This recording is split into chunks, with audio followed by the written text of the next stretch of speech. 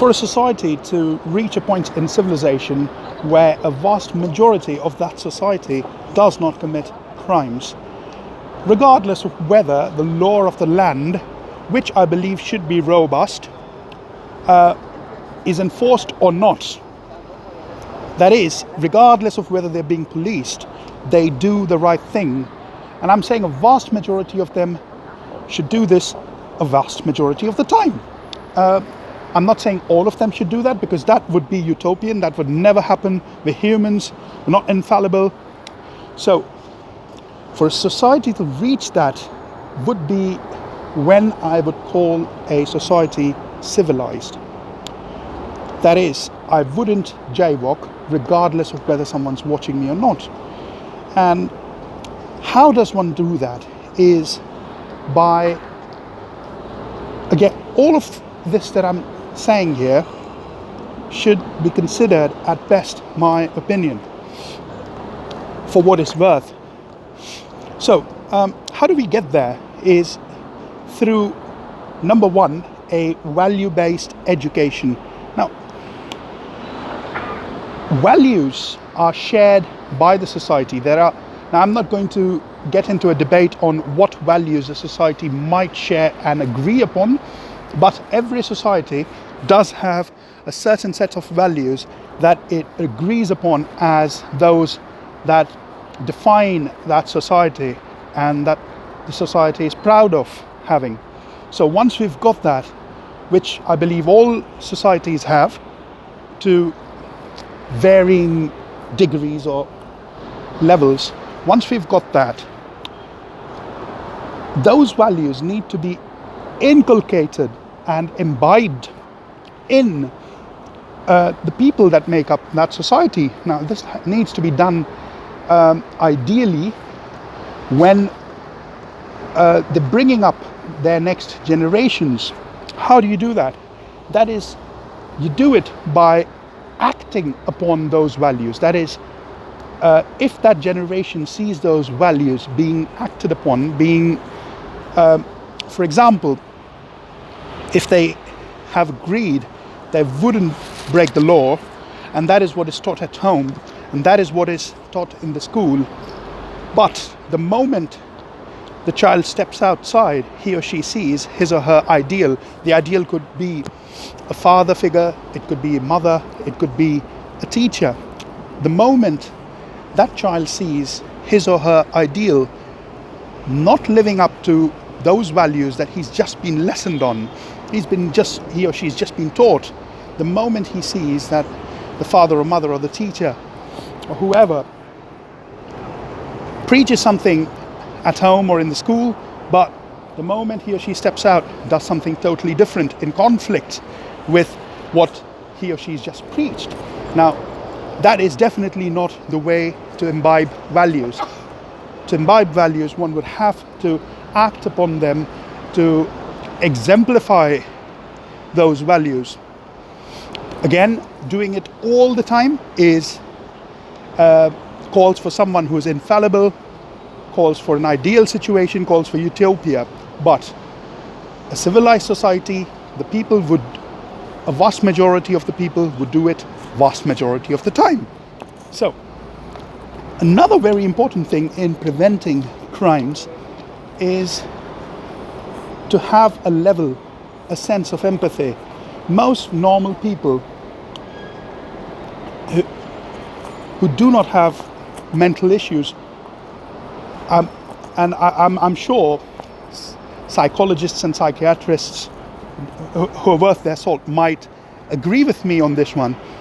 A vast majority of normal people are capable of empathizing. Now, empathy is a word that is oftentimes incorrectly confused and interchangeably used, again incorrectly, with sympathy. Sympathizing is to feel bad for another person, but to have empathy is to be able to put one in the shoes of the other person and feel like that person is feeling. The more in detail that you go in mimicking the other person's environment whilst doing so, the better you're at empathy, the better you can empathize. Now, think about it. A cold-blooded killer is able to shoot his or her target without much consideration of what would happen to the life, or not the literal life, but the life that that person had living, his or her family, his or her love life, his or her passions, possibly who he or she depended on and who depends on him or her. For example, if I were able to shoot a person without thinking too much about what's going to happen to those people who depend on him or her, what's going to happen to the life that he'd set up. He may have loans, he may have a house, he may have a daughter who loves him or her, you know. So if I'm able to disassociate myself from those thoughts, not let them come at all, and then go ahead, I'd be able to pull that trigger with relative ease. But if I were to go through the mental exercise of thinking about these things, pulling that trigger is going to be much more challenging a task. Now that is what we need to do to prevent crimes, especially the gory ones. One needs to teach right from the childhood to our next generation the consequences, especially the devastating consequences that one's actions might have on another person's life. Try to explain to them how a child was robbed of his or her father or mother just because of what he or she did. It's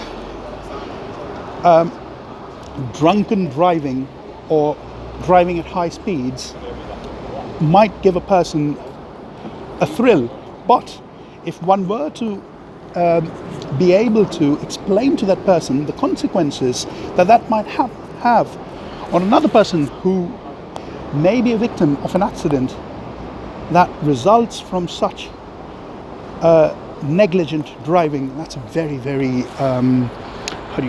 polite term. But again, reckless or negligent action like that might have devastating consequences on another family. That person might be less prone to indulge in that activity.